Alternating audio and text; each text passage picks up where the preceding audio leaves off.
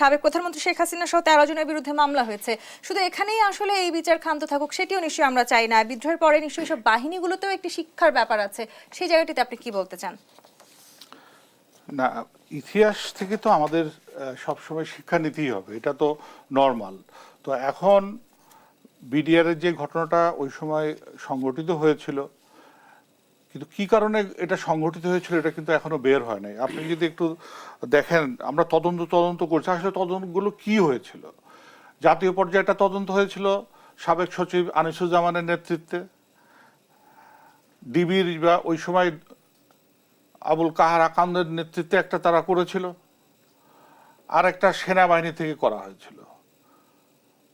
তিনটারই তদন্তের সুপারিশ কিন্তু জনসমক্ষে ডিটেলস বলা হয়নি। সেনাবাহিনীটা তো আসেই নাই, কাহার আকান্দেরটা তো আসে নাই, বাট জাতীয়ভাবে যেটা হয়েছিল সেইখানে ওনারা একটা প্রেস কনফারেন্স করে একটা প্রেস নোট দিয়েছিলেন।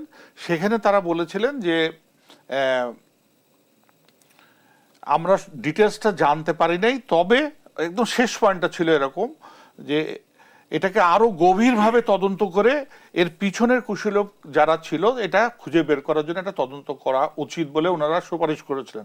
সেটা কিন্তু সরকার করে নাই। নাম্বার ওয়ান, সরকার একটি বড় গাফিলতি ছিল বলে কি আপনি মনে করেন? এটা ছাড়া না, আপনি আরো যদি দেখেন এটার মধ্যে দুই ধরনের মামলা হয়েছিল, একটা বিস্ফোরক মামলা আর একটা হয়েছিল দণ্ডবিধির উপর মামলা, ফৌজদারি মামলা। ফৌজদারি মামলার নিম্ন আদালতের রায় হয়েছে, হাইকোর্টের রায়ও হয়েছে। হাইকোর্টের রায়ের পরে এখন এটা অ্যাপিলেট ডিভিশনে আছে, নানানভাবে গড়িমসিও করার সুযোগ দেখুন আমরা অ্যাপিলেট ডিভিশন, কিন্তু বিস্ফোরক মামলা কিন্তু এখন পর্যন্ত জিজ্ঞাসাবাদই হয় নাই। দেখুন, আমরা নতুন তদন্তের দাবি তুলছি, কিন্তু তার আগে অতীতে যে তিনটি তদন্ত হয়েছে, সেনাবাহিনীর হয়েছে, পুলিশের হয়েছে, জাতীয় তদন্ত কেন করা হয়? এই রাষ্ট্রের মালিক যদি জনগণ হয়ে থাকে এবং বিডিআর হত্যাযোগ্য যদি আমাদের পরিজন মৃত্যুবরণ করে থাকে, তদন্ত রিপোর্ট সামনে প্রকাশ করতে অসুবিধা কি? আমাদের একটি জাতীয় বদভ্যাস হয়েছে, আমরা ঘটা করে তদন্ত করার চেষ্টা করি, তখন আমরা মিডিয়াতে দেখতে পাই কে তদন্ত কমিশনের প্রধান হয়েছেন ইত্যাদি ইত্যাদি। তদন্তের ডিটেলসটা কার জন্য করা হয় এটি আমরা জানতে চাই। আমার মনে হয় নতুন তদন্তের আগের তিনটি তদন্তের কিন্তু প্রকাশ হওয়া দরকার, তারা আসলে কি খুঁজে পেয়েছিল। সেই স্বচ্ছতা এবং জবাবদিহিতার জায়গাটা নিশ্চিত হওয়া প্রয়োজন।